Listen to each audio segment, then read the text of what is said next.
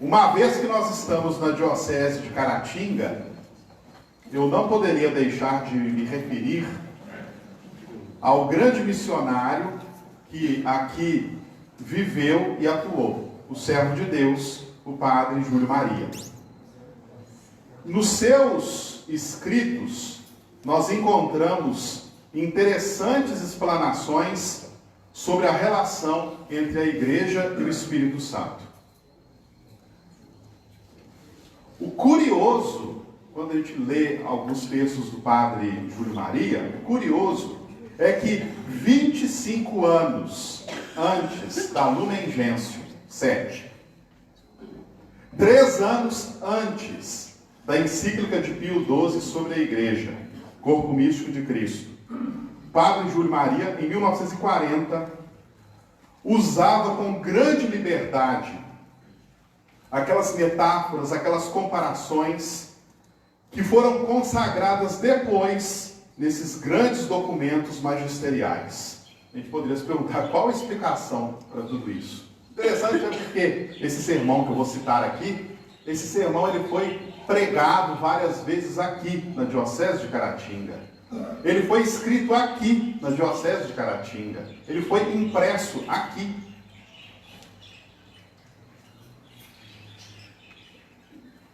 Às vezes parece que qualidades costumam passar dos pais para os filhos e dizem que defeitos também, né?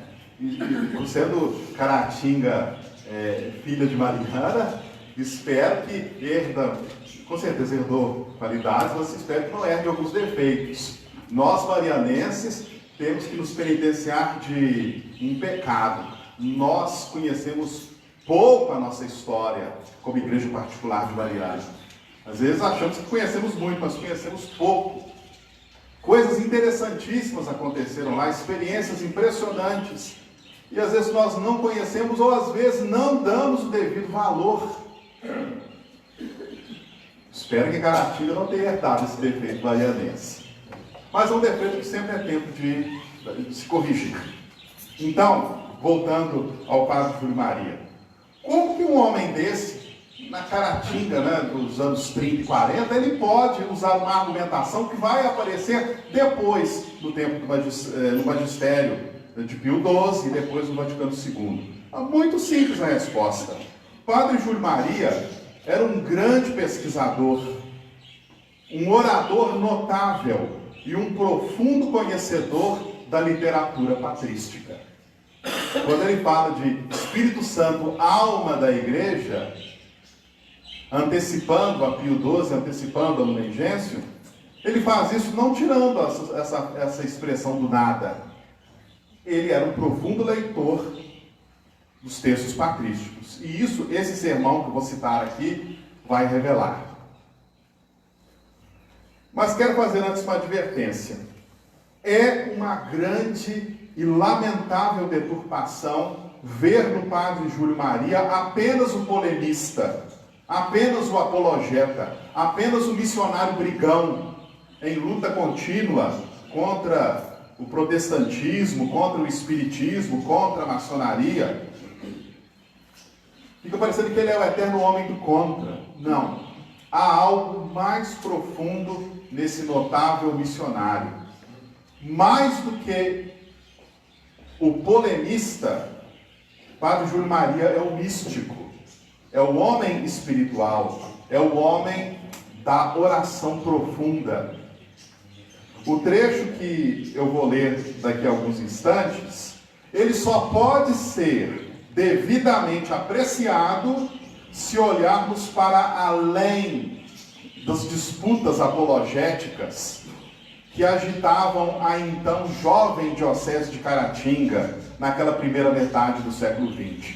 Olhar para o místico, muito além que o apologeta e suas polêmicas.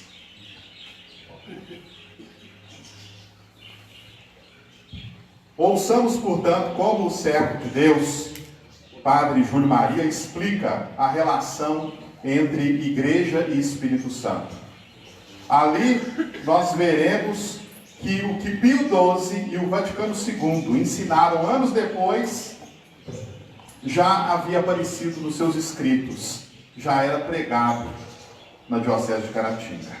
Então, abrindo aspas, já é o sermão dele, do domingo de Pentecostes. A igreja, sendo um corpo vivo, também possui uma alma. A alma é o princípio da vida. Ele segue aqui, evidentemente, a antropologia própria da sua época. E aqui ele começa então a fazer uma comparação entre a criação do homem e a fundação da igreja. A criação do homem lá no Gênesis e a fundação da igreja, o início da igreja em Atos dos Apóstolos. E ele faz isso com uma liberdade muito grande a partir das bases patrísticas que frequentou e adquiriu. Lembremos-nos da cena magnífica da criação de Adão. Há uma tocante analogia entre a criação do homem e a criação da igreja. Uma tocante analogia entre a criação do homem e a criação da igreja. Depois de ter tomado um pouco de barro, de ter formado o corpo do homem, Deus tira do seu coração um sopro de amor. E eis que a estátua de barro se anima, abre os olhos, o coração bate e a humanidade começa a existir.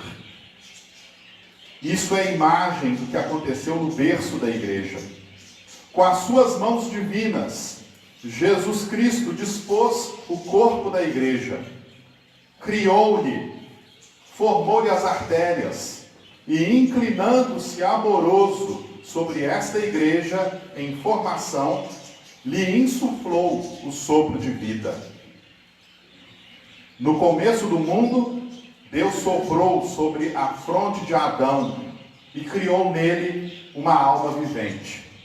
Aqui, Jesus Cristo sopra sobre a fronte da sua igreja, representada pelos apóstolos, sob a direção de Pedro. Et insufla vit neos, e soprou sobre eles, e faz deles uma sociedade vivente. Tifte, Espírito Santo, recebei o Espírito Santo. Eis porque, logo em seguida, com a sua palavra onipotente, Deus lança a igreja no espaço, como ele mesmo havia lançado no espaço do mundo a Adão. Disse a Adão: crescei e multiplicai-vos, e enchei a terra e sujeitai-a. E disse à igreja: ide, pois, ensinai a todas as gentes. Sob o sopro de Deus, Adão levantou-se e começou a cantar em êxtases. A igreja levanta-se igualmente sob o sopro do Espírito Santo e começa a falar, a agir e a converter o mundo. Eu acho esse pequeno trecho belíssimo, né? Esse paralelismo entre a criação do homem e a fundação da igreja. O mesmo sopro que dá a vida. Creio no Espírito Santo, Senhor que dá a vida. E aí continua o padre Júlio Maria. É claro que agora ele vai dar as suas suaves alfinetadas. Mas é preciso, né? Tem hora que eu acho que nós até somos politicamente corretos demais. Não estou sendo contra o ecumenismo, não, pelo amor de Deus, né? De modo algum. Mas tem hora que há um excesso de politicamente correto no nosso comportamento. A gente passa a ter vergonha de afirmar a nossa identidade cristã e católica. Mas deixando isso de lado, voltemos para o padre Júlio Maria. O corpo da igreja é belo e harmonioso, mas o que é mais harmonioso e ainda mais belo é a sua alma. É o Espírito Santo que a anima, é o Espírito Santo a alma da igreja. Os inimigos da igreja, aí começa a alfinetar. Os inimigos da igreja estão bem iludidos a esse respeito. Eles dizem e predizem que vão sepultar a igreja.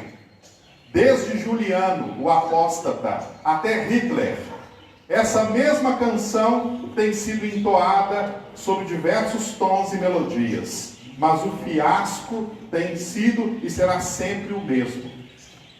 É interessante que o livro onde está esse sermão é de 1940, ele fala de Hitler. Desde Juliano, Apóstata e até Hitler é a mesma canção. Vamos acabar com a igreja. Em 1940, Hitler estava no auge do seu poder. Em 1940, ele tinha invadido a França. Ele estava passeando em carro aberto em Paris, né? Recebendo aquelas saudações e tirando foto na frente da Torre Eiffel. Ele estava no auge do poder. E o padre Júlio Maria escreve isso. O que os inimigos da igreja podem fazer?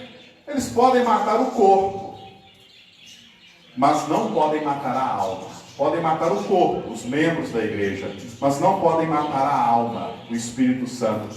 Podem encarcerar o Papa. Napoleão fez isso. Podem exilar os bispos. Vários ditadores fizeram isso. Podem assassinar os padres. A revolução, a chamada Guerra Civil Espanhola, tinha acontecido 4 anos antes. São praticamente 3.800 padres que foram assassinados na Espanha catolicíssima de então. Está tudo muito recente quando ele diz essas frases. Podem encarcerar o Papa, podem exilar os bispos, podem assassinar os padres, podem demolir as igrejas. Isso estava acontecendo na União Soviética. Mas o que é isso? Eles só atacam o corpo da igreja. A alma lhes escapa. E o que seria preciso para eles acabarem com a igreja era estrangular a sua alma. Mas como fazê-lo quando não se pode nem tocar a alma de uma criança? Poderá se tocar na alma da igreja? O Espírito Santo? A alma de um homem foge quando o corpo é incapaz de hospedá-la. E a alma da igreja está no Papa, está nos bispos, nos padres, está nos fiéis. Mas ela não está ligada exclusivamente a ninguém. A alma da igreja é o Espírito Santo. Interessante que ele coloca, né? A alma da igreja está no Papa, nos bispos, nos padres, nos fiéis. O ensinamento que virá depois de Pio XII, né? A presença do Espírito em todos os membros da igreja, que é depois reforçado na Lumen Gentium 7. Aí continua o Padre Júlio. Ó perseguidores, ó iconoclastas, ó comunistas, cerrai os punhos contra a igreja, despedaçai-a com a vossa foice afiada, batei-a com a bigorna dos vossos erros, com a massa do vosso ódio. Podeis matar o corpo, a alma vos escapa, e ela é divina. Há 19 séculos que a impiedade, o vício e a loucura procuram estrangular a alma da igreja. E o que conseguiram eles? Eles caíram. E sobre o túmulo desonrado, a igreja sempre triunfante canta o De Profundis e lança o perdão sobre o túmulo dos seus perseguidores. A igreja não morre, ela é divina, porque a sua alma é divina, é o próprio Espírito Santo. Ela está sempre viva, sempre radiante, sempre gloriosa. Ela triunfa no sangue dos seus filhos, nas fogueiras, sob a espada dos perseguidores, como triunfa sobre o túmulo dos seus carrascos. Eis a alma da igreja, a alma divina da igreja, a alma que diviniza o corpo da igreja, que faz dela um farol da humanidade, onde todos os náufragos da vida podem encontrar vida e salvação. Tal é a obra admirável fundada por Jesus Cristo, obra divina, inteiramente divina. Ele mesmo, com suas mãos divinas, formou o corpo da igreja e insuflou nesse corpo o sopro divino que é o Espírito Santo. O que precede é o bastante para excitar em nós um grande amor à igreja divina de Cristo, coluna e fundamento da verdade. Os nossos pais chamavam a igreja, com lágrimas nos olhos, chamavam de Sancta Mater Ecclesia, a nossa Santa Mãe, a igreja, como expressão do amor e da veneração que lhe dedicavam. De fato, a igreja é mãe, ela é esposa de Jesus Cristo, ela é o sopro do seu coração, ela é o próprio Espírito Santo fecundando e salvando a humanidade para o céu. A igreja merece, pois, todo o nosso amor e toda a nossa fidelidade, tanto o seu corpo quanto a sua alma. Eu acho belíssimo esse sermão, impressionante.